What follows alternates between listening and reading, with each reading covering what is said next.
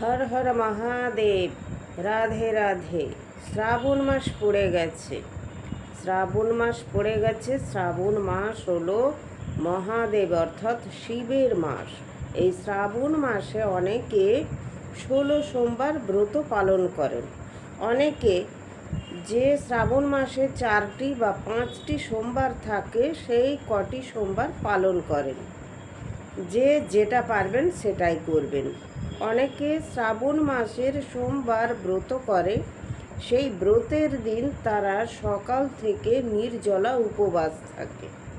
তারপর তারা পুজো টুজো করে কেউ অল্প আহারি, কেউ বা কিছু খায় না, সারাদিনই উপোস থাকে।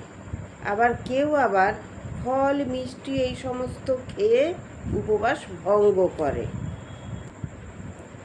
আবার কেউ সোমবার ব্রত পালন করে, সারাদিন উপোস থেকে পুজো করে তারপরে নিরামিষ ভাত টাত খায়। কেউ আবার ভাতও খায় না, তারা লুচি পরোটা এই সমস্ত খেয়ে থাকে। কেউ কেউ সাবু খায়, ডালিয়া খায়, মানে যার যেটা ইচ্ছা হয় সে সেটা খায়। অর্থাৎ এটা সম্পূর্ণটা মনের ব্যাপার, যাদের যেটা চলে।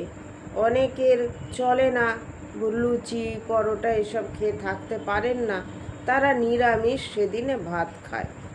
অনেকে কোনো তরকারি খায় না, ভাতের মধ্যে আলু পেঁপে কাঁচকলা সব কিছু দিয়ে, অর্থাৎ বলা হয় হবিষ্য করে খায়।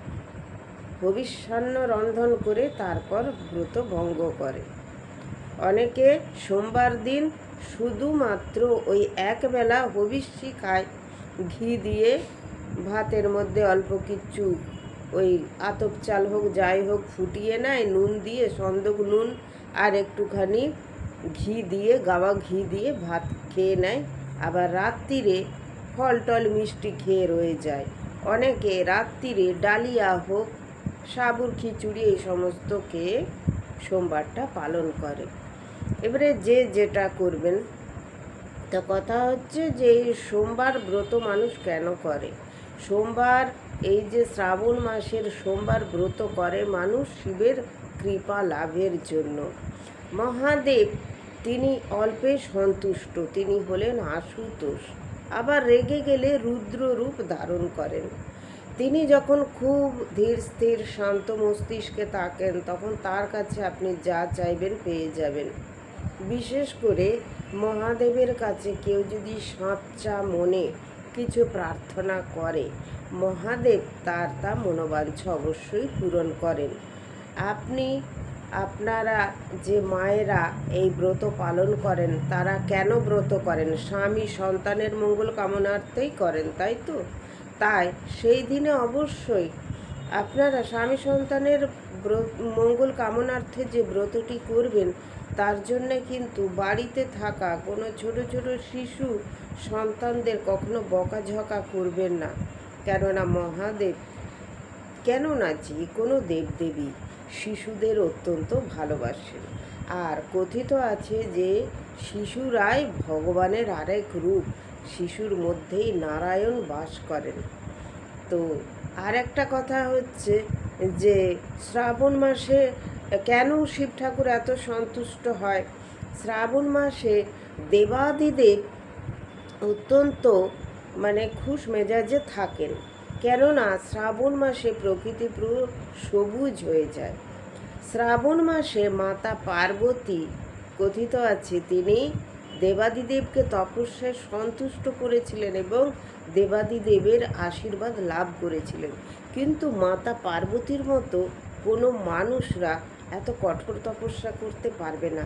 মাতা পার্বতী আগের জন্মে ছিলেন সতী। দক্ষ যজ্ঞের সময় তিনি দেহ ত্যাগ করেছিলেন, পতি নিন্দা সহ্য করতে পারেননি। তো তার দেহ কাঁধে নিয়ে দেবাদিদেব মহাদেব রুদ্রমূর্তি ধারণ করে পৃথিবী ধ্বংস করে দিচ্ছিলেন। তখন নারায়ণ সতীর দেহটি 51টি খণ্ডে বিভক্ত করে দিয়েছিলেন। তারপর যখন তিনি দেখলেন তার শরীরে কোনো দেহের অনুভব হচ্ছে না, তিনি তখন রাগে দুঃখে কষ্টে তিনি আবার ধ্যানে বসে যান। তো সতীর 51টি তীর্থ হয়েছে, সেটা আপনারা জানেন। আর এই যে শিবে আবার ধ্যানে বসলেন, তার ধ্যান কেউ ভাঙাতে পারেননি। তিনি রেগে গেলেও, বলে না যে শিব রেগে গেলে দক্ষ যজ্ঞ করে দেয়, আর শান্ত থাকলে তিনি অত্যন্ত শান্ত। তো তিনি যে তপস্যায় বসলেন, তার আর কেউ তপস্যা ভাঙাতে পারেনি। তো তারপরে মদনদেব এক বাণ মেরেছিলেন, যেই বাণের মধ্য দিয়ে দেবাদিদেব মহাদেবের মধ্যে প্রেমের ভাব আসে। তো এই কাজটা করতে গিয়ে কিন্তু মদনদেব ভস্মও হয়ে যান। পরে আবার দেবতারা তাকে আবার পুনরুজ্জীবিত করেন। তো সমস্ত দেবতারা চেয়েছিলেন যাতে মহাদেব আবার বিবাহ করেন, এবং মাতা পার্বতী, তিনি আবার গিরিরাজ হিমালয়ের কন্যা হয়ে জন্মেছিলেন, এবং তিনি আবার দেবাদিদেবের তপস্যায় রত হয়েছিলেন। তো তিনি অত্যন্ত কষ্ট করেছেন, দেবাদিদেবকে সহজে পাননি। তিনি দিনের পর দিন ব্রত করেছেন, দিনের পর দিন তিনি নিরামিষ আহার করে গেছেন। কখনো একবেলা খেয়েছেন, কখনো একবেলা কিছু খাননি, শুধুমাত্র গাছের পাতা খেয়ে থাকতেন। কখনো কখনো গাছের পাতাও খেতেন না, গাছের পাতার যে বোঁটাটা থাকে সেই বোঁটাটা খেতেন। তারপর একেবারেই খাওয়া ছেড়ে দিলেন। তিনি গঙ্গার জলে, ঝর্ণার জলে গলা অবধি দাঁড়িয়ে মহাদেবকে ডেকেছেন। তো এইভাবে তিনি অনেক কষ্ট করে দেবাদিদেবকে পেয়েছেন। তো সেই জন্য বলে যে মাতা পার্বতী এত কষ্ট করে দেবাদিদেবকে পেয়েছিলেন। তারপর তিনি মহাদেবকে বলেছিলেন, পৃথিবীতে তোমাকে সমস্ত তোমার ভক্তরা এত কষ্ট করে ডাকে, তুমি অল্পেই সন্তুষ্ট হও, তাদের মনস্কামনা পূর্ণ করো। তো মা গৌরীর অনুরোধ রাখতেই দেবাদিদেব মহাদেব শ্রাবণ মাসে সমস্ত ভক্তদের আশীর্বাদ বেশি বেশি করে দেন। শ্রাবণ মাসে দেখবেন কাঁধে বাঁক নিয়ে ভক্তরা জল ঢালতে যায় নানা জায়গার মন্দিরে। বিশেষ করে আমরা দেখি তারকেশ্বরের মন্দিরে লাখ লাখ ভক্ত আসেন। তারা দিনের পর দিন পায়ে হেঁটে আসে, অনেক কষ্ট করে আসে। একদম কম বয়স্ক থেকে বৃদ্ধ বয়স্ক মানুষ পর্যন্ত আসেন এই বাবার মাথায় জল ঢালতে। তাদের নানা রকমের প্রার্থনা নিয়ে আসেন, এবং কথিত আছে বাবা তাদের মনস্কামনা পূরণও করেন। তো এই হলো শ্রাবণ মাসের ব্রত মাহাত্ম্য। শ্রাবণ মাসে আপনি কিছু যদি নাও করেন, বাড়িতে একটা ছোট্ট শিবলিঙ্গ থাকবে, আপনি তাতেই পুজো করবেন। আপনাকে দুধ, ঘি, মধু, এত সব পঞ্চগব্য দিয়ে না জল দিলেও হবে। আপনি শুধু একটু গঙ্গা জল দিয়ে, আপনার বাড়িতে গঙ্গা যদি ধারে কাছে না থাকে, কলের জল থাকে, পুকুরের জল থাকে, তাই দিয়েই আপনি পুজো করবেন। শুধু বলবেন ওম নমঃ শিবায়, আর কখনো ভুল মন্ত্র উচ্চারণ করবেন না। সব থেকে সহজ মন্ত্র হলো ওম নমঃ শিবায়, হর হর মহাদেব।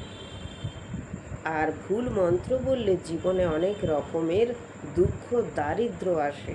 তাই কিছু না জানলে ওম নমঃ শিবায়, আর কিছু না জানলে হরে কৃষ্ণ রাধে রাধে, এটা সবাইকে সহজ করে বলতে পারাই যায়, কোনো কষ্ট হয় না, তাই না? তো এই হলো শ্রাবণ মাসের ব্রত কথা।